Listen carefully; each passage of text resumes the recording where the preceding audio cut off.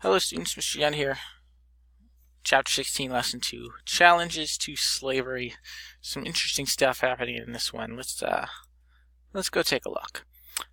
So in the last lesson we ended up with big problems in Kansas. Senator Stephen Douglas of Illinois thought letting people decide on slavery in their own states literally turned into a bloody mess. Today there's a new guy in Illinois. You may have heard of him, Abraham Lincoln. Lincoln hits the stage in today's lesson. We talk about perhaps the worst decision in the history of the Supreme Court, and John Brown is at it again. Let's go get into it. I nabbed this image from Abraham Lincoln Vampire Hunter, which is so fictional and fantastical that if you watch it, you might not learn anything. It's a guilty pleasure movie. If I'm being totally honest. Alright, so the Democratic Party, the party of Andrew Jackson, began to split after the Kansas-Nebraska Act. So the sectional differences between Northern and Southern Democrats were just too great. They couldn't even agree on a platform anymore. In the 1854 congressional elections, there was a brand new political party, Republicans. It was comprised of Whigs and anti-slavery Northern Democrats. So Northern Democrats are joining the Republican Party.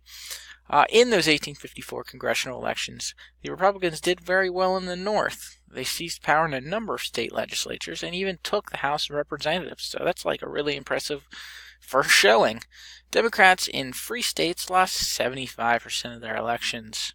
So Republicans won big in the North, but down south they didn't win diddly squat.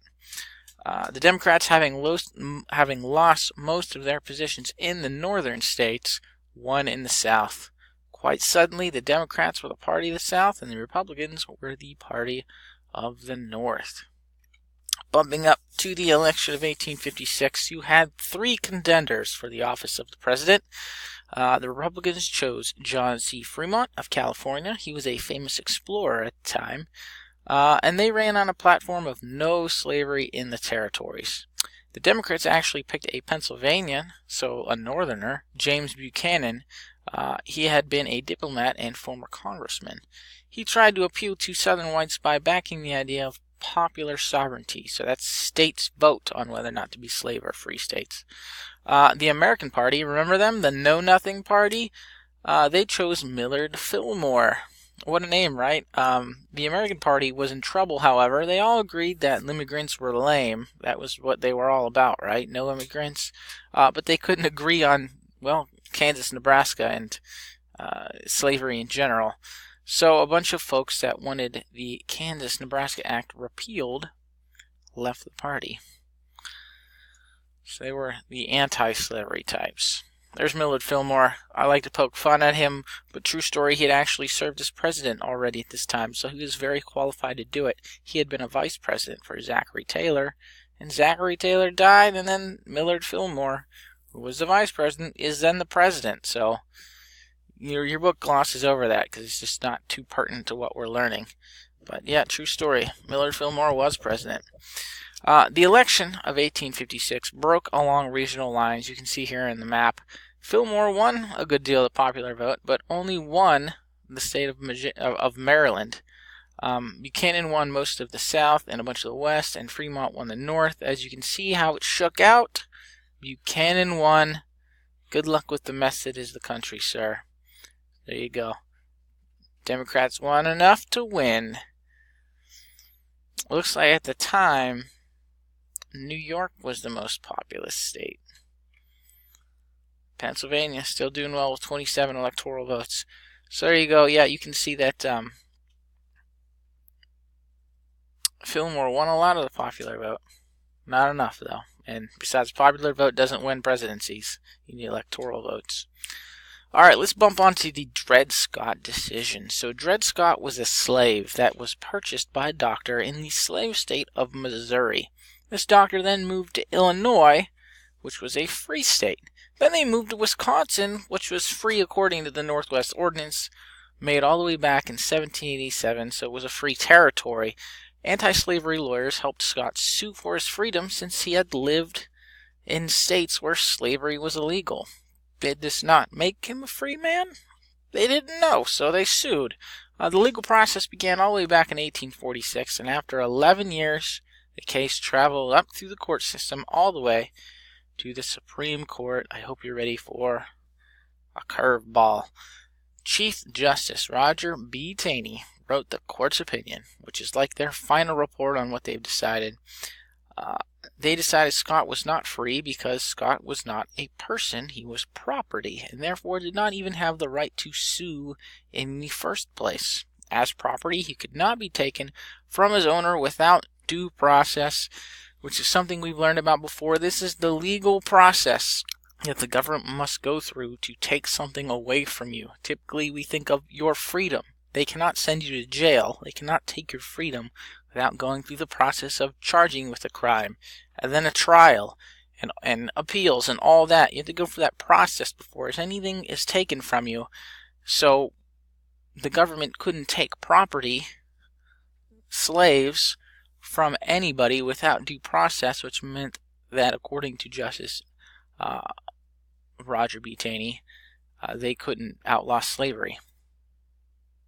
So basically, as property, he could not be taken from his owner without this due process, and due process was a right given to everyone with the Fifth Amendment of the Constitution. So, holy crap, it gets worse. As I briefly mentioned, they went on to say that slaves were property, and because the U.S. couldn't take any property without due process, they couldn't outlaw slavery anywhere, which meant that popular sovereignty, this idea of states voting on whether or not slavery could be allowed in a state, was unconstitutional. The Missouri Compromise, unconstitutional.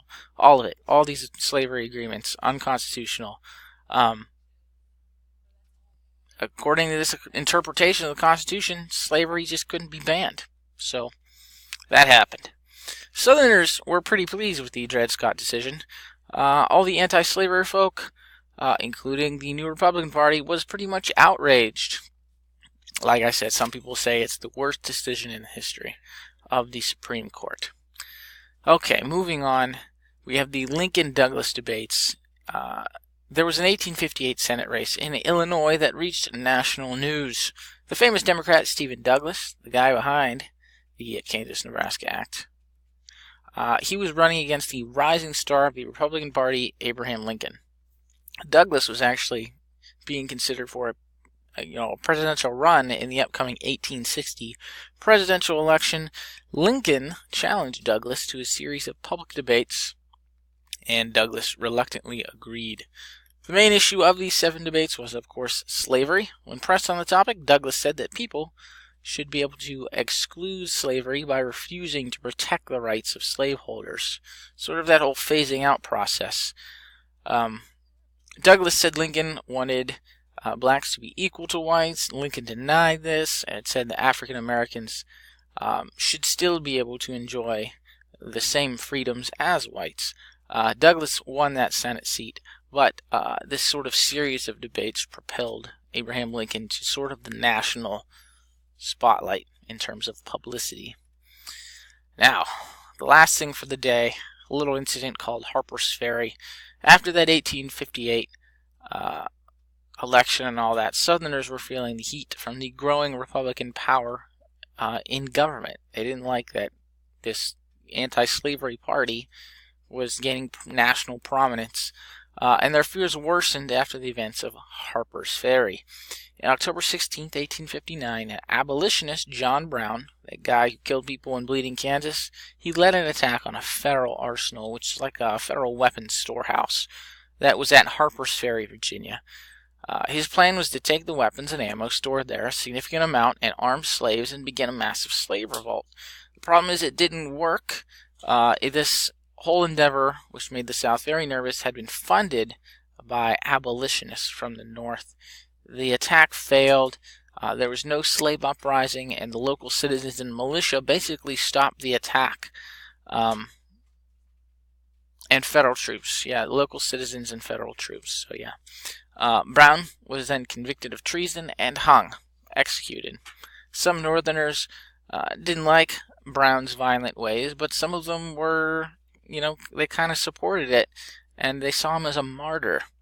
The South was convinced of this great white Northern conspiracy to end the Southern way of life, so they didn't feel very good about it. It sort of gave them the feel badsies, made them not like the North even more than they already didn't like the North. Got John Brown being hung here, and crap's really going to hit the fan. Civil War basically starts in tomorrow's lesson, so stay tuned. For today's assignment, you have a simple question. Here's Chief Justice Roger B. Taney. Please answer the question using complete sentences. How did Chief Justice Taney reason that Dred Scott could not have been able to sue for his own freedom? Remember, we said that it was because Dred Scott was not this, he was this.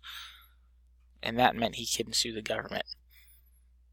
Let me know if you have questions on that. It can be perceived as a difficult question, but I think you got it. Just read back over that Dred Scott decision section. You'll be good, but let me know if you want me to check your answer first. Or you always have the option to submit multiple attempts. So check your feedback if you don't get full points. Alright, that's it for today. Have a great day, alright? It's going to get a little crazy in tomorrow's lesson.